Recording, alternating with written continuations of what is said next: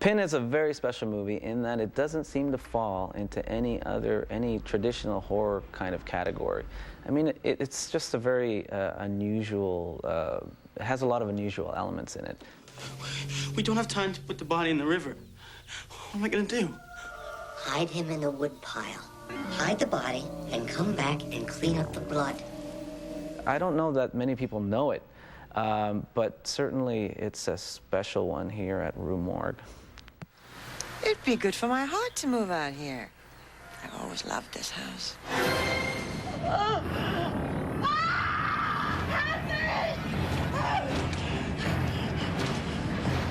I think what Canadians are really good at is kind of taking accepted ideas about horror and turning them on their heads a little bit. Canadian filmmakers are a breed apart in terms of how they approach this horror and the horror genre. And so even if they're taking very traditional ideas like the werewolf idea, which is Ginger Snaps, they're doing it in an unusual way. Whoa. Whoa, that's it? I can't have a hairy chest to be. That's fucked. I did hesitate to write Ginger Snaps, mostly because my exposure to horror had sort of ended in the mid-'80s when horror was defined entirely by B-movies that you rent for slumber parties that involved a great deal of slashing, strangling, exploding guts and stuff like that. And that really wasn't my scene. As a writer, I was very concerned with character-driven drama and, you know, emotional reality and all this kind of stuff. And I never could understand a lot of the rules for American horror in particular, in terms of the girl is always the victim and is always running around screaming, half-dressed and often wet or blood-splattered in some... the whole world of it, as I understood it at that time, which granted was very limited understanding, but what I'd been exposed to really kind of turned me off. And so I was reluctant to write Ginger, mostly because I just wasn't convinced I was the right person to go to that world, you know. It feels so good. No one ever thinks chicks do shit like this. Trust me, a girl can only be a slut, a bitch, tease, or the virgin next door. So now, of course, I look at, especially after making one and seeing the incredibly varied and diverse audience that responded to it, have a whole new respect, of course, for the genre. I'd be a fool if I didn't, you know. So I adore it now, and I actually intend to work in it some more. One of the things that Canadians are really good at is reinventing things and reinventing the horror myths that we've all grown up with. And they took the werewolf myth and mythology and turned it into something that was completely different, I think, than we've ever seen before. And particularly in the second one, Ginger Snaps 2, Unleashed, you know, the steps, the lengths to which Emily Perkins's character will go to not turn into a werewolf was really fascinating to watch and really interesting to see. My best case scenario, Eleanor, is hair everywhere but my eyeballs. Elongation of my spine till my skin splits. Teats. And a growing tolerance, maybe even affection for the smell and taste of feces. Not just my own. And then excruciating death. I think what Ginger Snaps, both of those films, suggested was, once again, it was a reminder like, oh yes, when we get into this genre, we look at it differently. We're capable of revitalizing it, and we're capable of kind of like working within the generic framework, but also kind of finding completely new ways of maneuvering within it. And the way that Ginger Snaps brought together werewolf mythology, but also the high school movie, and brought in a little bit of Carrie and a little bit of the revenge flick and a little bit of the, and also kind of dealt with our fear of sexually communicated diseases with a sense of humor. My pen exploded, okay? My red pen. You had unprotected sex and you infected him.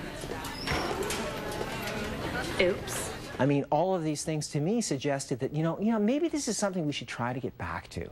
We were very, very different with our treatment of young women in the film, and we were very different with our willingness, in fact, our eagerness to break the traditional storytelling rules about the myth of the werewolf. Our instinct to be insurrectionists with the genre was probably what makes it the most Canadian. The day of reckoning. The day the curse grew stronger in the red and the black. Sisters united in blood, together forever.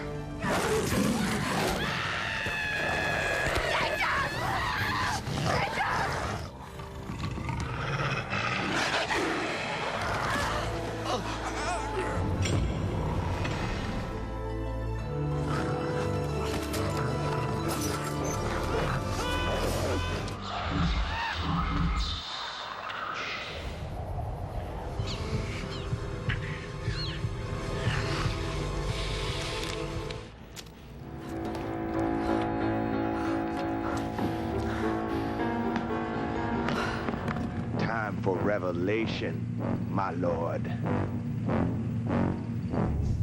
But you're at the wrecking yard! On TV Live!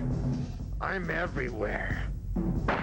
The independent horror film scene in Canada is very, very large, actually, and there are a lot of great movies, such as Graveyard Alive and Jesus Christ Vampire Hunter. I think it's great that these movies are being made. Some of these movies are very, very unapologetic. They're very, very extreme. Some movies are more fun and you know, they have definitely a lot of slapstick and a lot of humor to them. Let's get on with the conversions.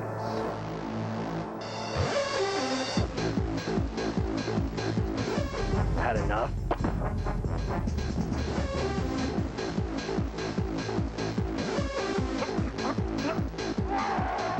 We're running low on skin. I suggest we harvest another lesbian. They are in the festival circuit for the most part, but they do get a lot of international acclaim.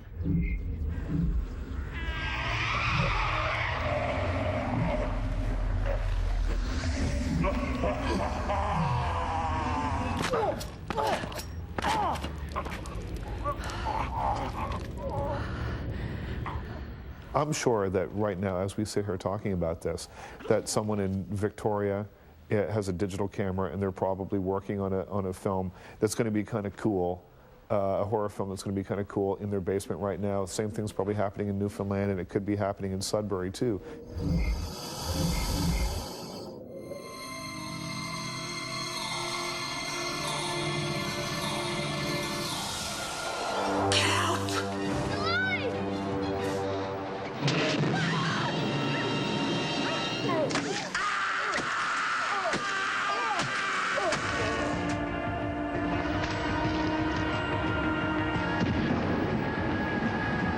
What I like about horror films is that really they're social commentary, usually dressed up in a lot of blood and gore. You can get away with a lot more things in a horror film than you can in a mainstream drama. Horror, because of its connection, direct connection with what's going on under the surface of our thoughts, connecting with dreams and connecting with nightmares, is one of the most revealing forms of popular culture. The allure of horror is absolutely the ability to talk about what nobody wants to talk about. That is the job of horror. Horror's complete single occupation is to take all the muck away from whatever the current society is and show you bare the bones of what it is that everybody's afraid to confront. So it will change from decade to decade, and its form, its frame will change from century to century, but that's the beauty of it as well. It's also a historical document of the society that created it. It's a pure reflection, like a funhouse mirror, of what the preoccupations of the day are without pretending that they need to be prettied up. The idea of dealing with taboo subjects and sort of subversive subjects in horror films is exactly why you're supposed to make horror films.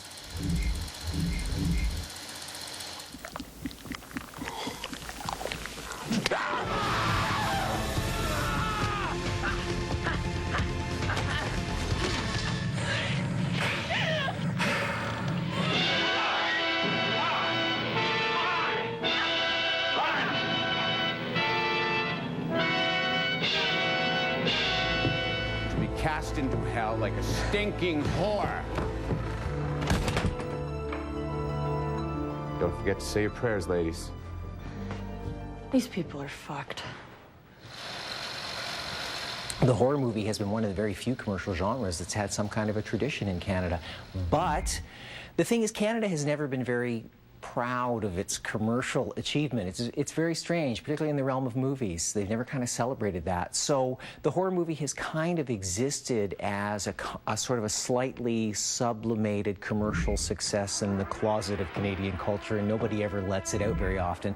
So it seems to me that it's probably about time that the Canadian horror movie might be something that we are willing to look at as a really important, actually, aspect of the way Canadians look at themselves.